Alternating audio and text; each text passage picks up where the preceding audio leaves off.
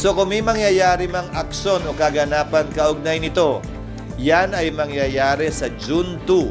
Expressing my opinion that we really would rather not have the impeachment. They continue to do that, so it's not defiance.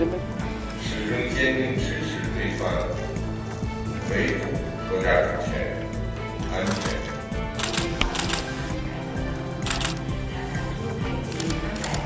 300公里300公里